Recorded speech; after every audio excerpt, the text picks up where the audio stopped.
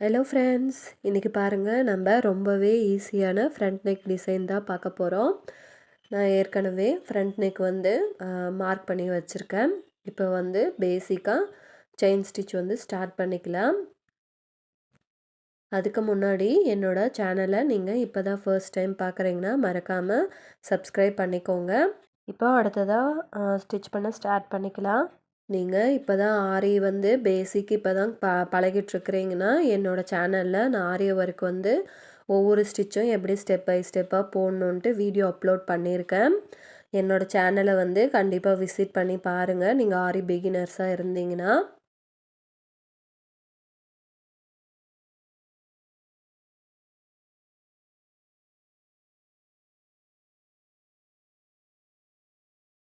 நீங்கள் chain stitch வந்து practice பண்ண உங்களுக்கு ஸ்பீடு வந்துடும். அந்த ரொட்டேஷன் மட்டும் கரெக்டாக பண்ணி எப்படி வெளியே எடுக்கணுன்றது உங்களுக்கு ஈஸியாக புரிஞ்சுதுன்னா ஓகே. நான் அதுவும் வந்து கிளியராக எக்ஸ்பிளைன் பண்ணி வீடியோ அப்லோட் பண்ணியிருக்கேன். இப்போ பாருங்கள் 4 லைன் வந்து ஜரி த்ரெட் வந்து போட்டு முடிச்சுட்டேன். அடுத்ததாக வந்து ஒரு லைன் வந்து சுகர் பீடு வந்து கொடுக்குறேன். நீங்கள் எப்பயுமே ஆரி ஒர்க்கில் வந்து நீங்கள் கவனிக்க வேண்டியது வந்து ஷோல்டர்கிட்ட வந்து ஃபினிஷிங் வந்து கரெக்டாக வரணும். நீங்கள் எப்போவுமே அந்த ஷோல்டர்கிட்ட ஃபினிஷிங் கரெக்டாக வந்ததுனா தான் ஆரி ஒர்க் ப்ளவுஸ் வந்து பார்க்க வந்து நல்லாயிருக்கும். இப்போ பாருங்கள் சுகர் பீடு வந்து ஒரு லைன் ஸ்டிச் பண்ணிட்டோம். அடுத்ததாக வந்து பஞ்ச் பீடு எடுத்திருக்கேன். பஞ்ச் பீடு வந்து நீங்கள் எப்பயுமே ஷோல்டர்கிட்டேருந்து தான் ஸ்டார்ட் பண்ணணும் ஸ்டிச் பண்ணுறதுக்கு. ஏன்னா நீங்கள் கீழேருந்து பஞ்ச் பீடை வந்து ஸ்டிச் பண்ணி மேலே கொண்டு வரும்போது பீட் வந்து உள்ளே வெளியே வர்றதுக்கு சான்ஸ் இருக்குது. அதனால தான் சொல்கிறேன்.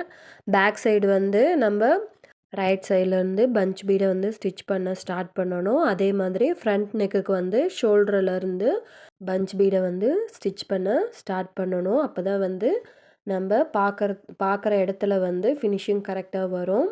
அதுக்கப்புறம் நீங்கள் பஞ்ச் பீடை வந்து ஸ்டிச் பண்ணும்போது லைட்டாக அந்த த்ரெட்டை வந்து மேலே இழுத்து விட்டு ஸ்டிச் பண்ணணும். இப்போ பாருங்கள் இந்த இடத்துல வந்து நமக்கு ஃபினிஷிங் கரெக்டாக வரல. பீடு வந்து ஒரு பீடு வந்து வெளியே தள்ளி தெரியுது. அது எப்படி வந்து நம்ம கரெக்ட் பண்ணலான்னு இப்போ ஒரு சின்ன டிப்ஸ் பார்க்கலாம். இப்போ பாருங்கள் நான் உங்களுக்கு ஸ்டிச் பண்ணியே காமிக்கிறேன். இப்போ பாருங்கள் நான் சுகர் பீடு வந்து இதோட வந்து முடிஞ்சுது. ஆனால் வந்து பஞ்ச் பீடு வந்து ஒன்று வந்து வெளியே தெரியுது. இந்த மாதிரி ப்ராப்ளம் வந்து நீங்கள் ஃபேஸ் பண்ணும்போது இந்த இடத்துல வந்து 2 சுகர் பீடு அப்படி இல்லைன்னா நம்ம யூஸ் பண்ணியிருக்கிற பஞ்ச் பீடை விட சின்னதாக இருக்கிற பஞ்ச் பீடு அந்த ஸ்பேஸ்க்கு வந்து எவ்வளோ பெரிய பீடு வந்து தேவைப்படுதோ அதை வச்சு நீங்கள் ஸ்டிச் பண்ணிட்டீங்கன்னா ஃபினிஷிங் வந்து கரெக்டாக வரும். இப்போ பாருங்கள் இதே மாதிரி இன்னொரு லைனும் சுகர் பீட் கொடுத்துட்டு பார்க்கலாம். இப்போ பாருங்கள் சுகர் பீட் கொடுத்துட்டோம். இப்போ வந்து ஃபினிஷிங் வந்து கரெக்டாக இருக்குது. இந்த இடத்துல வந்து நம்ம ஒரு சின்ன மார்க்கிங் மட்டும் பண்ணிக்கிறேன். இப்போ வந்து இந்த இடத்துல வந்து நான் சும்மா ஒரு 1/4 இன்ச்சு மட்டும் விட்டு மார்க் பண்ணிக்கிறேன்.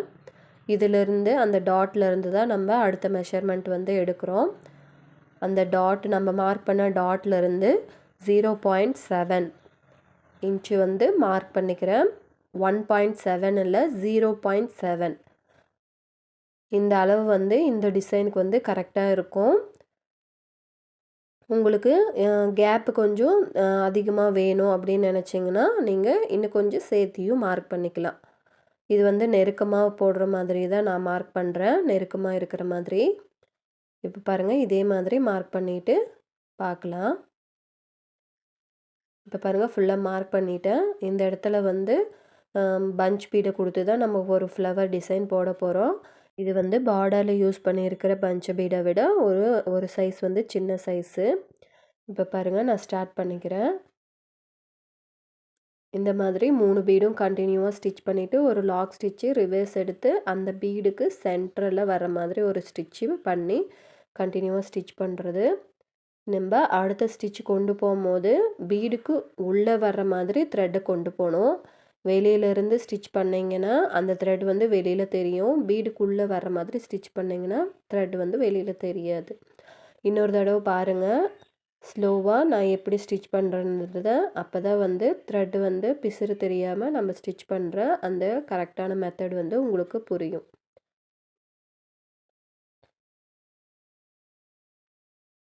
பாருங்கள், நான் வந்து அந்த த்ரெட் வந்து உள்ளுக்குள்ளே வர்ற மாதிரி ஒரு ஸ்டிச் பண்ணிவிட்டு, அப்புறம் அந்த பீடு சென்டர் பண்ணி ஒரு ஸ்டிச் பண்ணிட்டு தான் அடுத்த பீடு வந்து கண்டினியூவாக ஸ்டிச் பண்ணுறேன்.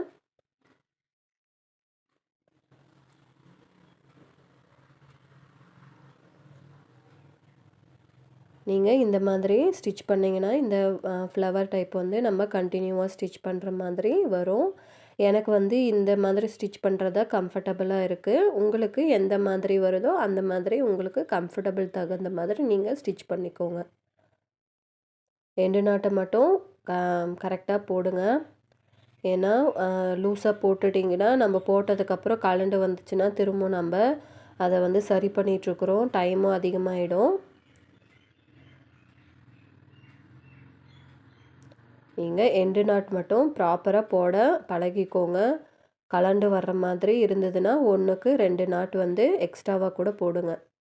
இப்போ பாருங்கள், பஞ்ச் பீடை வந்து நம்ம ஸ்டிச் பண்ணிட்டோம்.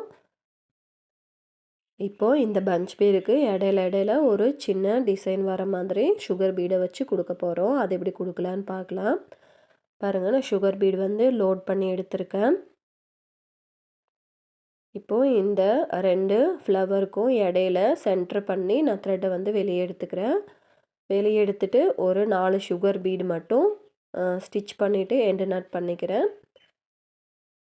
இப்போது அந்த சுகர் பீடை சுற்றி ஒரு சின்ன லீஃப் மாதிரி நம்ம சுகர் பீட்லேயே கொடுக்க போகிறோம். பாருங்கள், அந்த ஷார்ப் எட்ஜு வந்து கொஞ்சம் கரெக்டாக வர்ற மாதிரி இருக்கிறதுக்கு ஒரு குட்டி லாக் பண்ணிவிட்டு கீழே வந்து டர்ன் பண்ணிக்கோங்க. நீங்கள் எந்த இடத்துல டர்ன் பண்ணணுன்னாலையும் ஒரு குட்டி லாக் வந்து போட மறந்துடாதீங்க. அப்போ தான் அந்த ஷார்ப் எட்ஜ் வந்து நமக்கு ஃபினிஷிங் கரெக்டாக வரும்.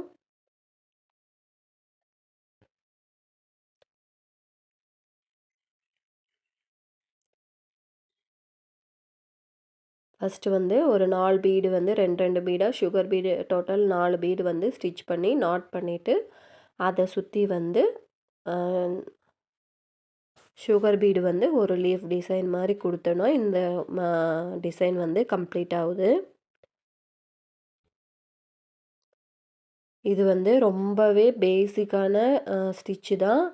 பிகினர்ஸு கண்டிப்பாக இந்த டிசைனை வந்து கண்டிப்பாக ட்ரை பண்ணலாம். ரொம்ப காம்ப்ளிகேட்டடாலாம் இல்லை, ரொம்பவே ஈஸியானது. நீங்கள் இப்போ தான் புதுசாக போடுறீங்கன்னா கண்டிப்பாக இந்த டிசைனை வந்து கஸ்டமருக்கு சஜஸ்ட் பண்ணுங்கள். இந்த டிசைன் கண்டிப்பாக நல்லாயிருக்கும் ப்ளவுஸ் ஸ்டிச் பண்ணி போட்டதுக்கப்புறம். இப்போ பாருங்கள், நம்ம ஃபுல்லாக இதே மாதிரி கண்டினியூவாக சுகர் பீட் கொடுத்து முடிச்சுக்கலாம் இந்த டிசைனை.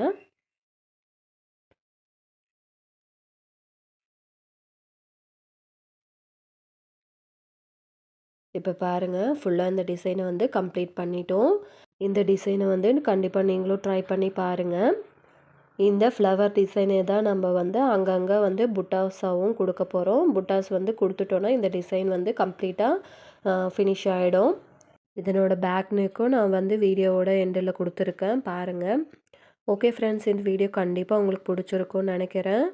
யாருக்காவது யூஸ்ஃபுல்லாக இருக்குன்னு நினச்சிங்கன்னா மறக்காமல் அவங்களுக்கு ஷேர் பண்ணுங்கள். அப்படியே என்னோடய சேனலை சப்ஸ்கிரைப் பண்ணி சப்போர்ட் பண்ணுங்கள். ஓகே ஃப்ரெண்ட்ஸ், தேங்க்ஸ் ஃபார் வாட்சிங். அடுத்த வீடியோவில் பார்க்கலாம்.